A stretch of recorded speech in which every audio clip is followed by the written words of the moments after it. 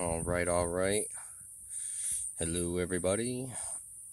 Decided to use the opportunity with the time today to shoot another video.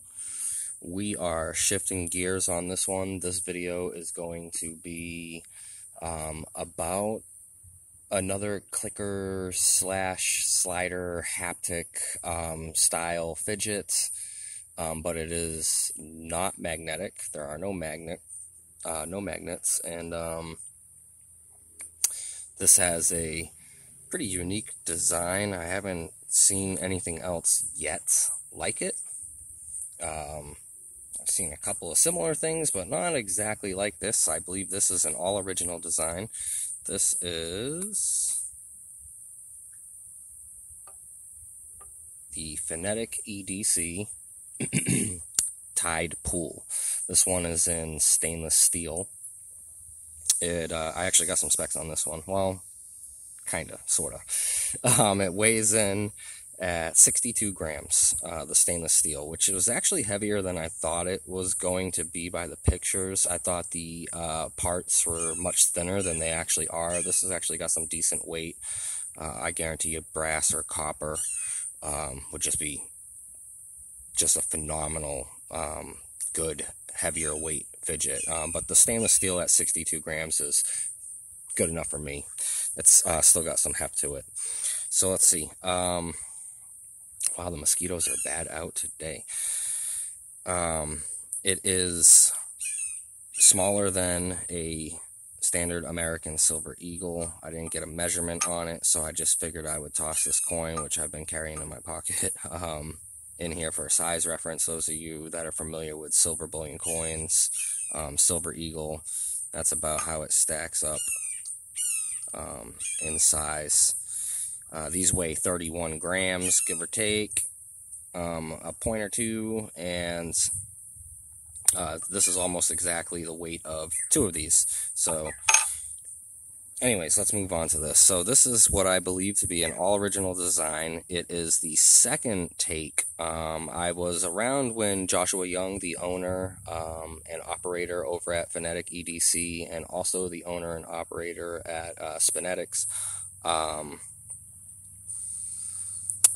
I remember his original design, and I watched a couple of the videos of the very, very first model, and I was like, I don't think that's really for me. But then he kind of revamped it, changed a few things, and this one definitely is a keeper for me. So this particular one, as you can see, has a custom finish to it. They come as a blank canvas when you order these, but you have the option of changing either the finish to the metal itself or doing like a laser engraving design, which I believe he actually, if you like this particular one, I believe he may still have the artwork for this on file, and this could be duplicated, I believe, if you like this.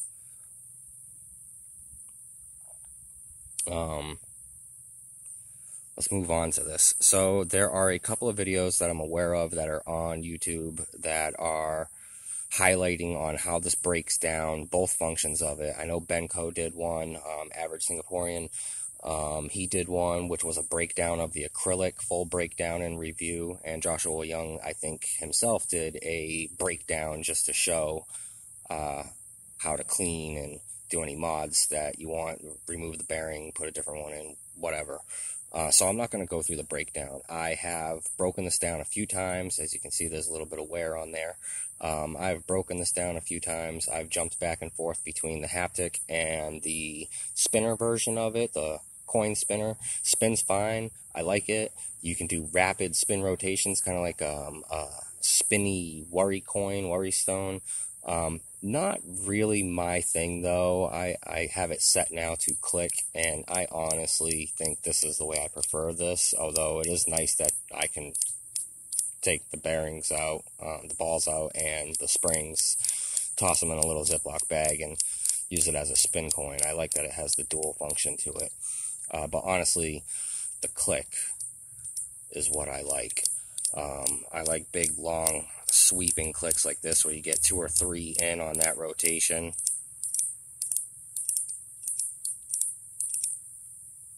It's not super loud. It's loud enough to let you know yourself in your very like personal space that you are definitely clicking something. But are you going to hear this across the room in an office with phones going, people talking?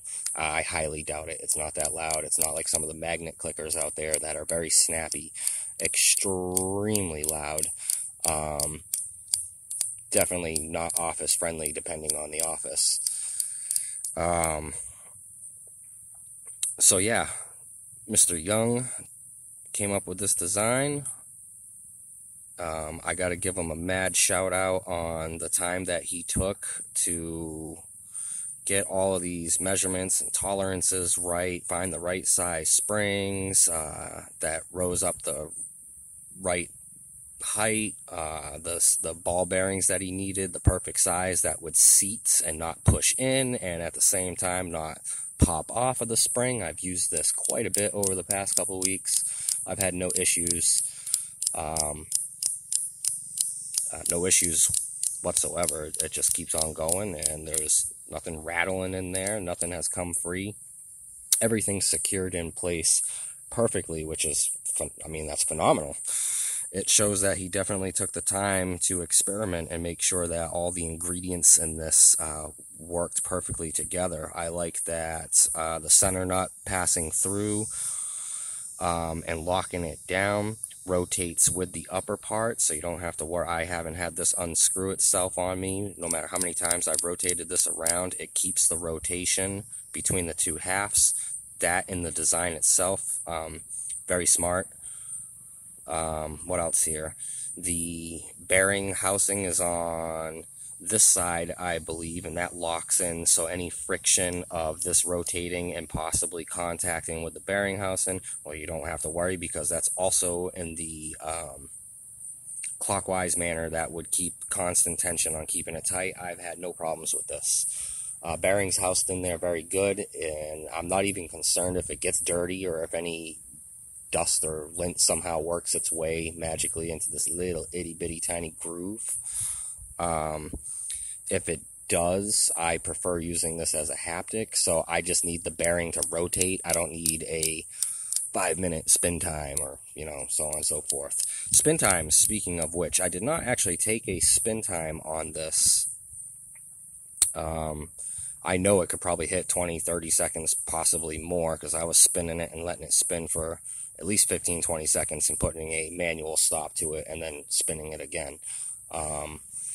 So I'm sorry I cannot quote an exact spin time, but like I said, I'm not worried if the bearing gets dirty somehow over time. As long as it rotates, we are good to go, because the force required to move this and click the balls into the next position is enough force where I feel like even if the bearing was completely toast, it's still going to rotate,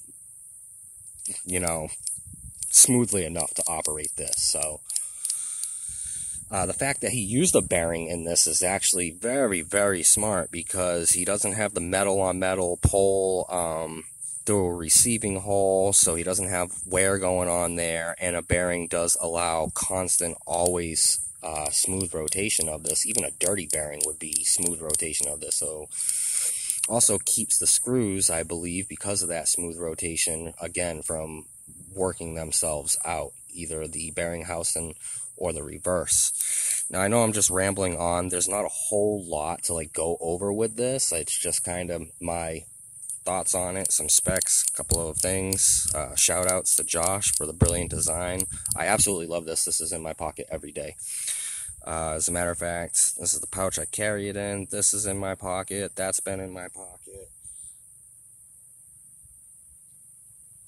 Today I have, also for size reference, there you go, a Clover that I have been rocking the last couple of days, just because I like to cycle through my gear, and I like to cycle through my magnet gear. Now, with that being said, I do like to cycle through my magnet gear. This, however, is in my pocket every day. I enjoy this so much. Just that simple, worry stone click. It's pretty discreet. I can get away with doing it anywhere, and it hasn't pissed anybody off that I'm aware of. Nobody has said anything. this is in my pocket every day. So high five to Joshua Young again. Another shout out to him, because it takes something special to find its way in my pocket every single day, and this has. Since I've gotten it, this is with me daily. I will jump back and forth between my magnet items. I'll jump back and forth between them just to keep it fresh. This stays fresh with me, so to speak. So again, another quick look at how freaking gorgeous this is. If you haven't gotten one of these and you like any of the haptic stuff, this is really nice. This is super pocket friendly. It's got good weight if you get the heavier metals. Steel, zirconium I guess would be heavy enough. Brass, copper, this in brass or copper would be good in my opinion. I'm okay with it being in stainless steel. It's fine. It's actually quite fitting, I guess, for this design. The Celtic design, Celtic Tree of Life, the reverse, just magnificent. All those different styles of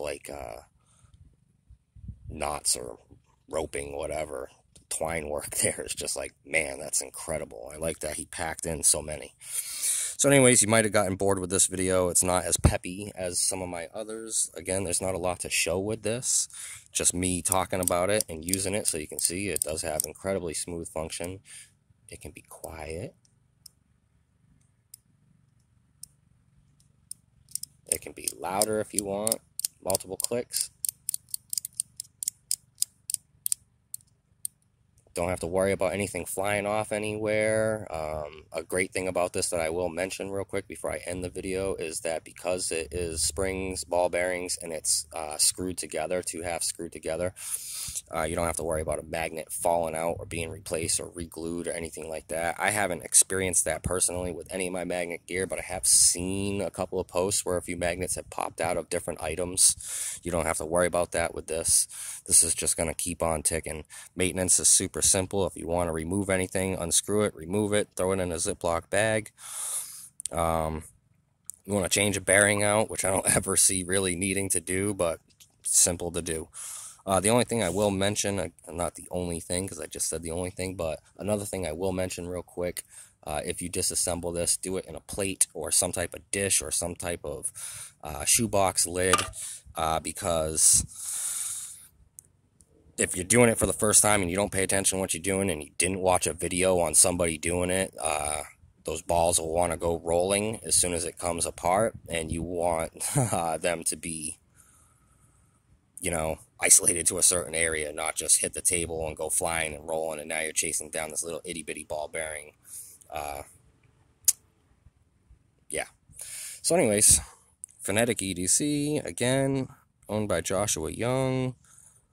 Custom stainless steel, 62 grams, gorgeousness, totally satisfied with it. If you haven't gotten one, next time he does a drop on these bad boys, think about it. They're not super expensive compared to some of the items I've purchased. As a matter of fact, I feel like there is some pretty good quality offered in this for the money spent. Really good quality. So there you go. You guys have a good day. Another long rambling video for you. You know my style.